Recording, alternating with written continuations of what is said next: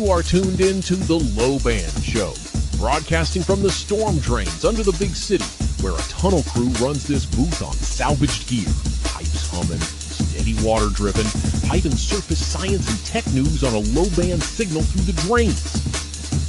I'm your host, Max Hertz. Welcome in. Here's what we do.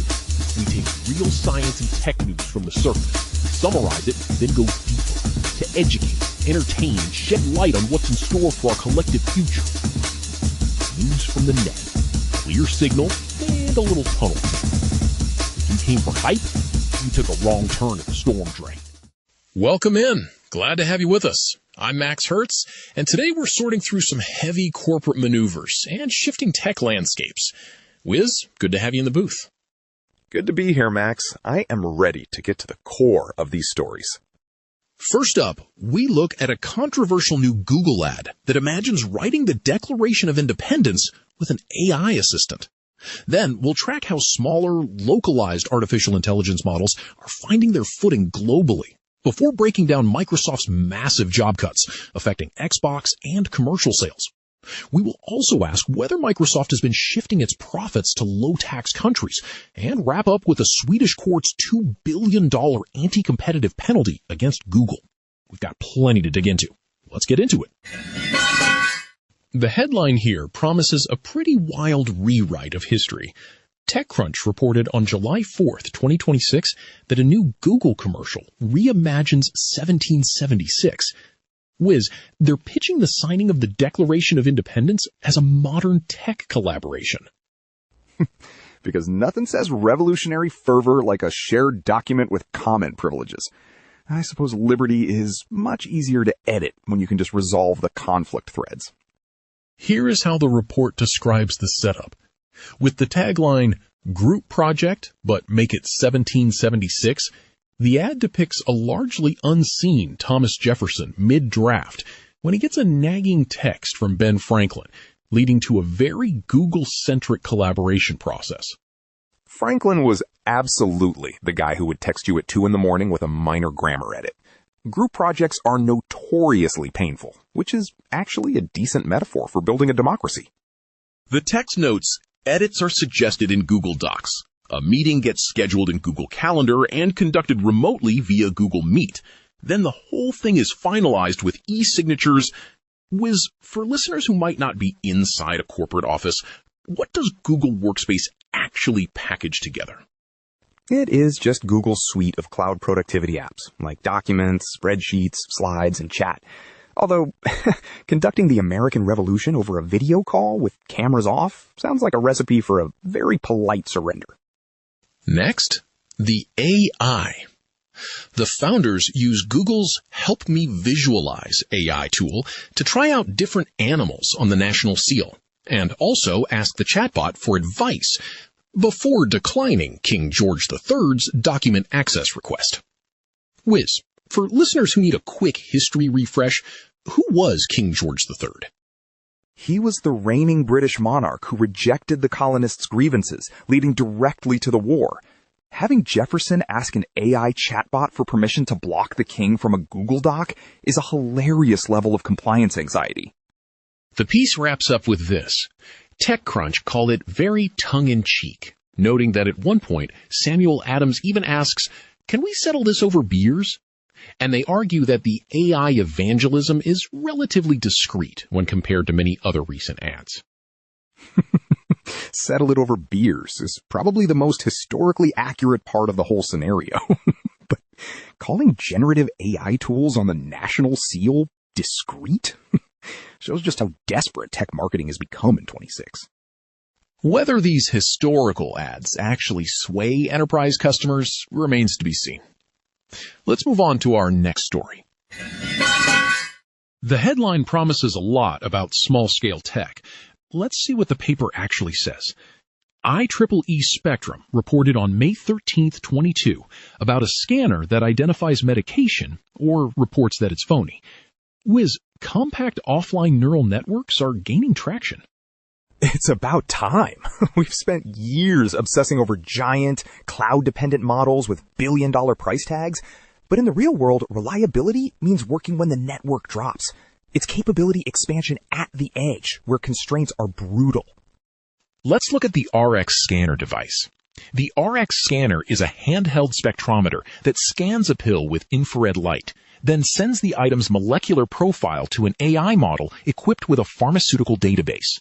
But that morning in South Africa, it didn't work. Exactly.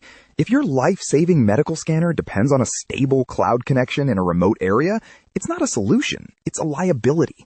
Shrinking the model to run locally on a phone is just common sense. The tech is expanding. Bala Murugan and colleagues at Vellore Institute of Technology in India developed a drone-based system that photographs cashew plants. All processing happens on the drone itself. They're even running models on an Arduino Uno. Wiz, for listeners who may not know, what is a Uno? It's a tiny, inexpensive microcontroller board used to control simple electronics and read sensors. Normally, it has barely enough memory to blink an LED, but researchers are squeezing highly optimized, low-power machine learning models directly onto them to analyze sensor data. They're also using this style of tech for medical needs. In parts of Brazil without access to more complex medical equipment, researchers have used small AI to run electrocardiograms from an Arduino device. It shifts the bottleneck from expensive infrastructure to smart code. If a 3-watt chip can run a cardiac scan or detect mosquito breeding pools offline, you've democratized diagnostics. It's brilliant, constrained engineering.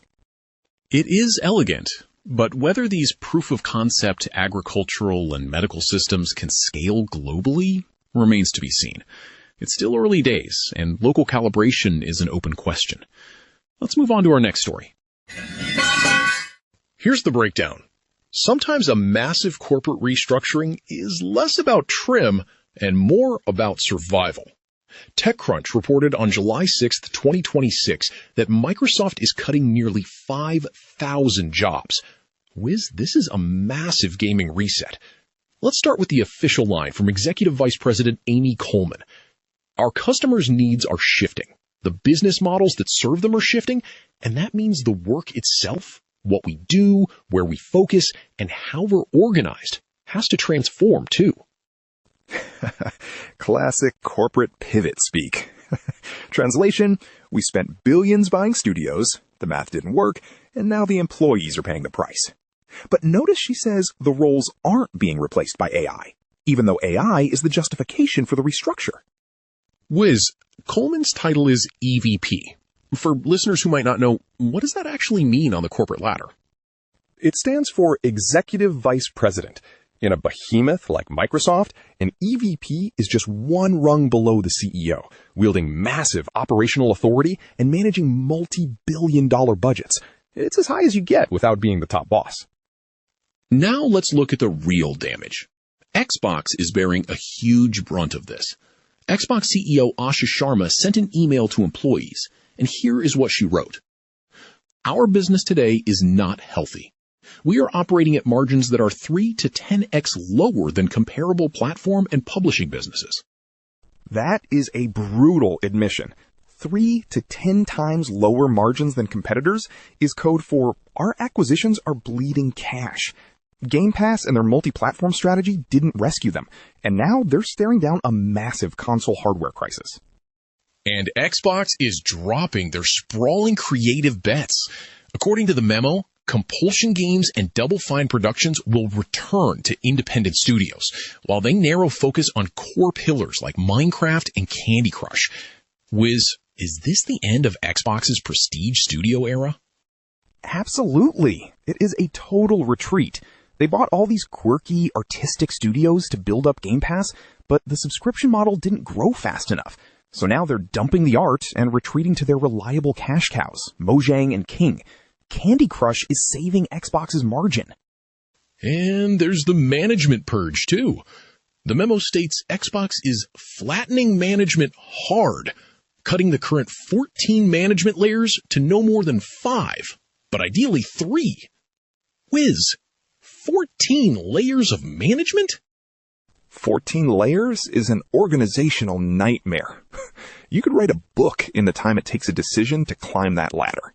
Cutting it down to 3? means Xbox is going into emergency speed mode. They have to move fast because the hardware market is cratering. Whether this brutal restructuring can actually stabilize Xbox's margins, or if it signals a permanent retreat from console gaming, remains to be seen. Let's move on to our next story.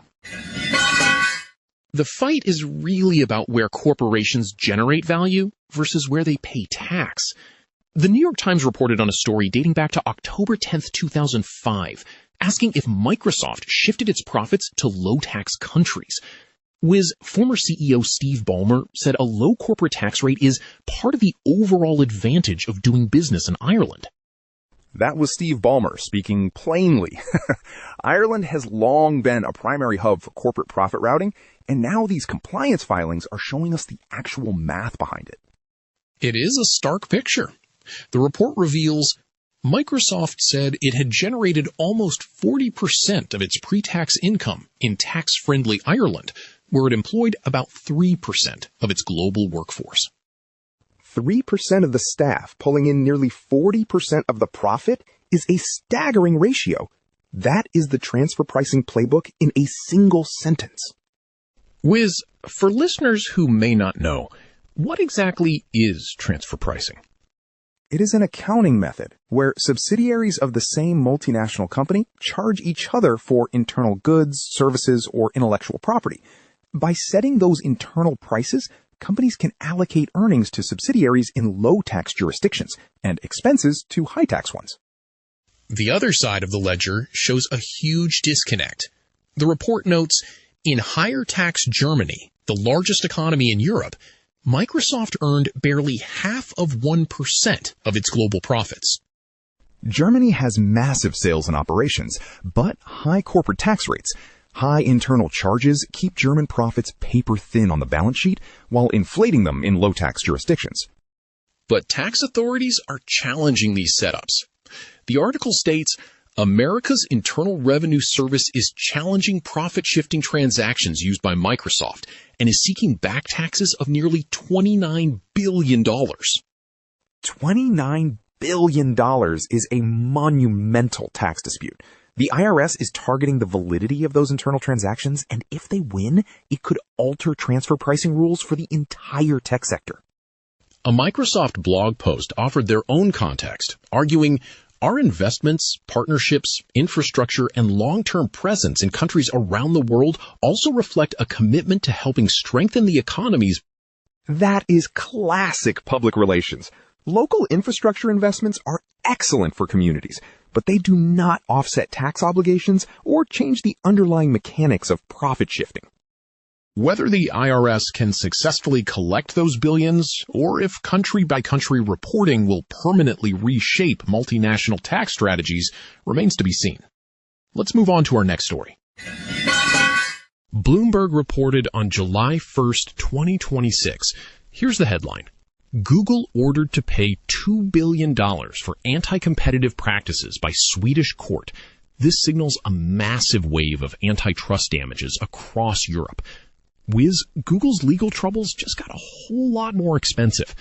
The report states Google was ordered to pay almost $2 billion to PriceRunner. The Patent and Market Court in Stockholm, which issued the judgment, dismissed most parts of the claim in which PriceRunner sought 80 billion Swedish kroner, or roughly $8.2 billion, in the wake of a European Union antitrust crackdown.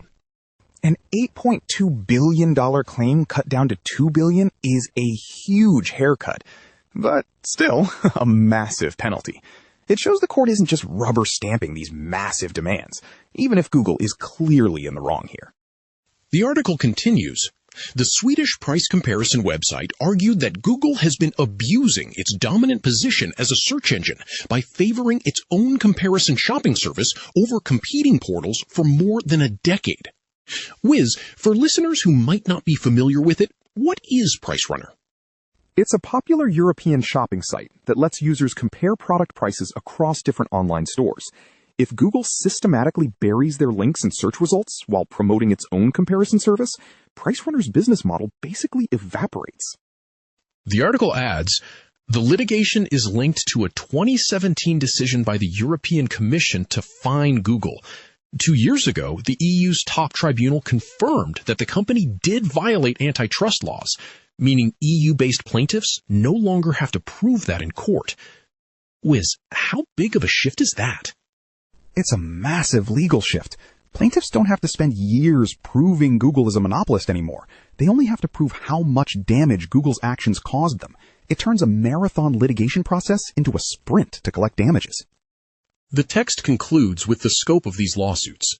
A Berlin court last year ordered the tech giant to pay 573 million euros in damages to 2 German price comparison websites, a ruling Google appealed. Similar cases are pending across Europe. Google is staring down a multi-billion-dollar death by 1,000 cuts. They can appeal these decisions, but as court after court starts writing 9-figure damage awards, that legal defense is going to get incredibly heavy. Whether these pending European lawsuits will permanently reshape Google's regional business, or if they can successfully tie up these damage awards and appeals for years, remains to be seen. Let's move on to our next story. That's our board for today, and it feels like we're looking at a landscape of consolidation on one hand and quiet, localized shifts on the other. From Google's historical ads trying to sell AI to enterprises, to Microsoft aggressively trimming its management layers, the big players are searching for efficiency. At the same time, they're facing major legal and regulatory scrutiny over profit shifting and antitrust practices across Europe. But maybe the real signal is happening away from the corporate suites, in places like Brazil, where researchers are getting small, specialized AI models to run critical medical tests on humble hardware. Whether these massive multinational strategies stabilize, or the highly localized tech proofs of concept can actually scale, is the question we'll be watching. We have plenty more build and science threads queued up for our next session. Keep your skepticism calibrated. We will pick up the story right here when the next episode drops. It's certainly a lot to consider. If we missed an angle, or you have further questions on these topics, please drop us a comment. We read them down here in the tunnel. And if this signal helped you stay informed, a like or subscribe keeps the pipes humming. More surface news and deeper dives are coming through the grate soon. Until then, stay curious, and we'll catch you next time on The Low Band Show.